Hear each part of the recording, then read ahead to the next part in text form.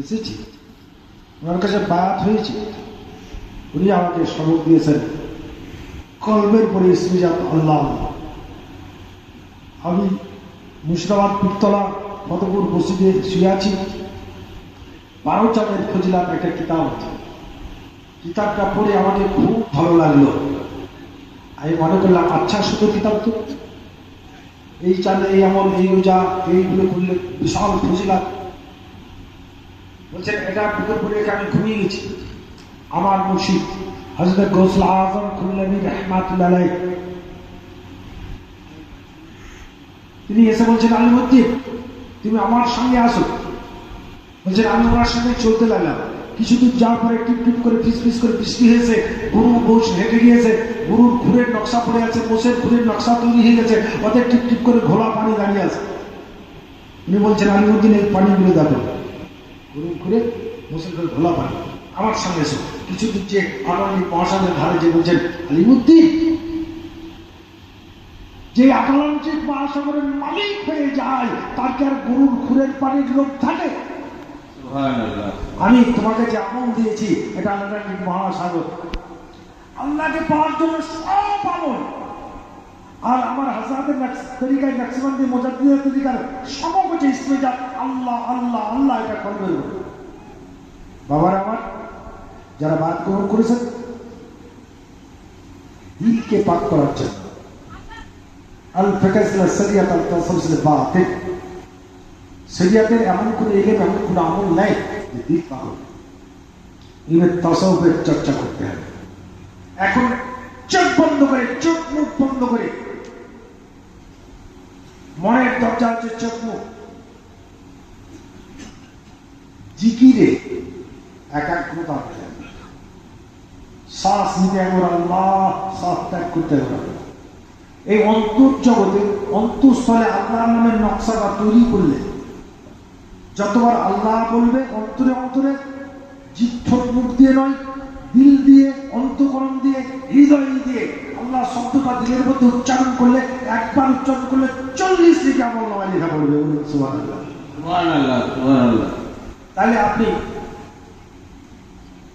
মাগরিব বাদ, দিনের শেষ মাগরিব আর রাত্রি শেষ ফজর, এই দুটো টাইম যেটা শয়তানের আবরণ আছে, ফি সুদুরিন নাস, সুদুরিন কলবের উপরে একটা আবরণ আছে যার উপরে শয়তান বিচারণ করে, অসহসা দেয়, বিপদগামী করে বলে, নেক খেয়াল আসতে দেয় না, বদ খেয়াল আছে, নামাজে একাগ্রতা আনতে দেয় না, নামাজে স্মরণ হয় না, নামাজে তসবিহ পড়ে না আল্লাহর নামে, জিকির করে।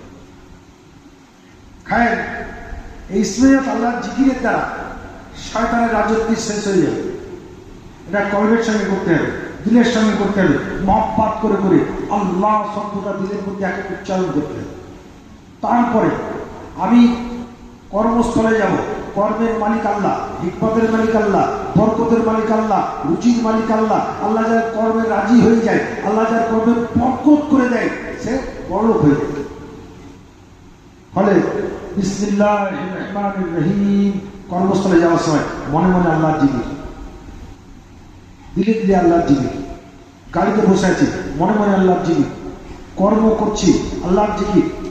যখন আল্লাহর উদ্দেশ্যে সমস্ত কর্মটাই হবে, সব কর্ম ইবাদতে পরিণত হবে।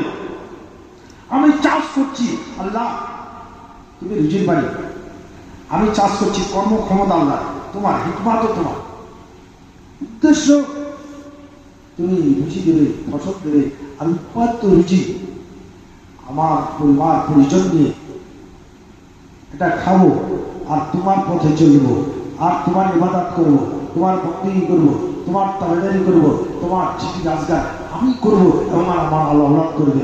এই উদ্দেশ্য যদি হয় এটা ইবাদতে পরিণত হবে। হায়াতুদ দুনিয়া ফিল আখিরাত, দিন দুনিয়া যেমন পাশাপাশি, হায়াত মউত পাশাপাশি, একদিন আমরা চলে যাব।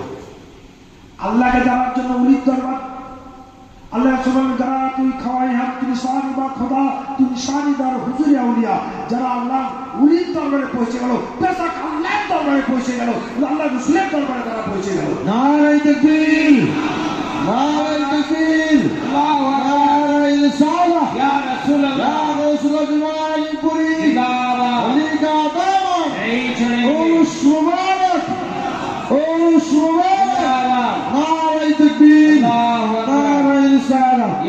রাসূলুল্লাহ। জামানা সোহবত মাওলিয়া বেহতর আছে সালিকা বিল্লাহ। আল্লাহ ওয়ালা কামেল মুকাম্মেল আল্লাহর ওলি, আল্লাহর প্রেমিক, রাসূল প্রেমিক, যার দিল আল্লাহ রাসূলের প্রেমের সাগরের অতল তলে তলিয়ে গেছে,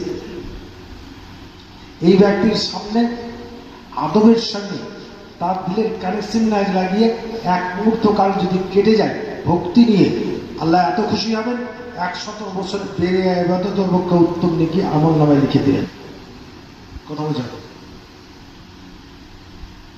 খায়ের মানুষ যতবার মোহাম্মত নিয়ে আসে, হযরত মুজাদ্দিদ আল ফিসারি রাহমাতুল্লাহ বেলায়েতের সগরা এবং কুবরা রিসালাতুল কাইমিয়াতে তার যে উপনীত হলেন, যার খবর আল্লাহর নবী বর্ণনা করলেন, ভবিষ্যৎবাণীর মধ্যে বললেন যে আমি একটি স্বপ্ন দর্শন করলাম। তো সাহাবারা জিজ্ঞাসা করেছেন, ইয়া রাসূলুল্লাহ, ইয়া নবী আল্লাহ, ইয়া হাবিব আল্লাহ, নবী গো আপনি কি স্বপ্ন দেখেছেন? আপনি কি নবী স্বপ্ন দেখেন?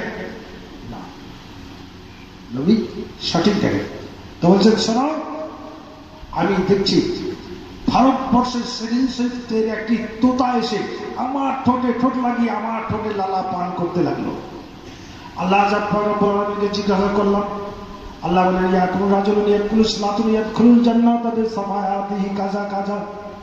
বলেন হে আল ফিসার, হে আল্লাহ বলেন হে আমার দোস্ত হাবিব, পৃথিবী যখন সেরেকি বেদাতি কুফরিতে ভরে যাবে, সেই সময় ভারতবর্ষের সেদিন শরীফ 2 জালিম বাদশার পিরিয়ডে যার নাম হবে তোমার নামের সামনে নাম, ভারতবর্ষের সেদিন শরীফে তার আগমন ঘটবে। হযরত ইমাম রব্বানি মুজাদ্দিদ আল ফিসানি শেখ আহমদ ফারুকি রাহমাতুল্লাহ আলাইহি, যার সমায়েতে লক্ষ লক্ষ কোটি কোটি গুনাহগার মানুষ আল্লাহর রহমতের সন্দেশে পৌঁছাবে। ইয়া কুল রাজুলুন ইয়াকুলু সালাতুন ইয়াদখুলুল জান্নাতা বিসামায়াতিহি কাযা কাযা। উনি 17 বছর বয়সে বিলায়েতের সগরা এবং কুবরা রিসালাতুল কাইমিয়াতে দরজায় উপনীত হয়ে আল্লাহ বলেন, আল্লাহ আমার কি হবে? আমি কোন কাবেরা গুনাহগারের জানাজা পড়বো, তার কি হবে? কোন কাবেরা গুনাহগারের কবরে আযাব হচ্ছে, তার কবরের পাশ দিয়ে যাবো, তো তার কি হবে? কিয়ামত পর্যন্ত যারা আমার তরিকায় বাদ গ্রহণ করবে তাদের কি হবে? আল্লাহ বলেন কাফারতুল্লাকা ওয়ালামান তাওয়াসসাল বিকা বিওয়াসিতাতিন আও বিগারি ওয়াসিতাতিন ইলা ইয়াউমিল কিয়ামা। হে মুজাদ্দিদ, তোমাকে মাফ করে দিলাম, তুমি কাবিরা গুনাহের জানাজা পড়বে, তার গুনাহকে মাফ করে তার জান্নাত নসিব হয়ে যাবে। কোন কাবিরা গুনাহের কবরের পাশ দিয়ে যাও, তার গুনাহকে আমি আল্লাহ মাফ করে দেবো। আর কিয়ামত পর্যন্ত যারা তোমার তরিকায় দাখিল হবে আমি তাদেরকে মাফ করে দিলাম। আল্লাহ সুবহানাল্লাহ, সুবহানাল্লাহ। হযরত আল ফিসারি রাহমাতুল্লাহ বললেন, আমার এই রাহমাতুল্লাহ তরিকায় দাখিল হবে সৌভাগ্যশীল মানুষ। অজম্মা বকবক এই তরিকায় দাখিল হয়ে টিকতে পারবে না। এই তরিকায় কায়েম থেকে যারা কবরে চলে গেল তাদের কবরে হিসাব নিকাশ হবে না, এদের কবরে হিসাব নিকাশ হবে না। আবার হযরতে গৌসে ওরারি রাহমাতুল্লাহ আলাইহি, গৌসুল আজম খুল্লাবী রাহমাতুল্লাহ উরুস করতেন, মুফতি আসলেন, উরুস করার সময় বলতেন আপনারা বহু মানুষ বহু মন নিয়ে এসেছেন, কেউ এসেছেন পীরের মুরিদরা কিভাবে হাঁকা কান্না করে, কেউ এসেছেন টুজুর অনুসন্ধান করার জন্য, কেউ এসেছেন মহব্বত দিয়ে, কেউ এসেছেন বিপদ আপদ দিয়ে, যা যে মন নিয়ে আসুন। আল্লাহ যখন এ দরবার গৌসে খুজলাম দরবার, এ দরবার দিল্লি হজরতের দরবার, এ দরবার আল ফিসারি রহমতুল্লাহ দরবার, এই দরবার খাজা আজমিরির দরবার, এ দরবার হযরত প্রণব সাহেবের দরবার, এই দরবার আল্লাহর দরবার, রাসূলের দরবার। এই দরবারে যখন আল্লাহ পৌঁছে দিয়েছে, খোদা না করে তোমাদের যেতে মরণ হয়ে যায়, যদি মরণ হয়ে যায় আমি আলিমুদ্দিন লিখে দেবো তোমাদের কবরে মুনকির নাকির সল জাপ করবে না, কবরে আযাবকে আল্লাহ হারাম করে দেবে, জাহান্নামের আযাবকে আল্লাহ হারাম করে দেবে। এর নাম আল্লাহর ওলি। বন্ধুরা আমার, হযরত বরবর সাহেব বললেন এখন থেকে কিয়ামত পর্যন্ত বাগদাদের বুকে কোন সগীরা গুনাহগার, কোন কাবিরা গুনাহগারের কবরে মুনকির নাকির আসবে না। আর কি বললেন? কোন কাবিরা গুনাহগারও যদি রাস্তা ডাক দিয়ে যেতে যেতে আমার মাজার শরীফের দিকে চেয়ে যে দেখে মোহাম্মদের সঙ্গে আমি এদের গুনাহকে মাফ করিয়ে আল্লাহর দরবারে কিয়ামতের দিন হাজির করে দেব, এটা আল্লাহর অনুগ্রহ। আল্লাহুম্মা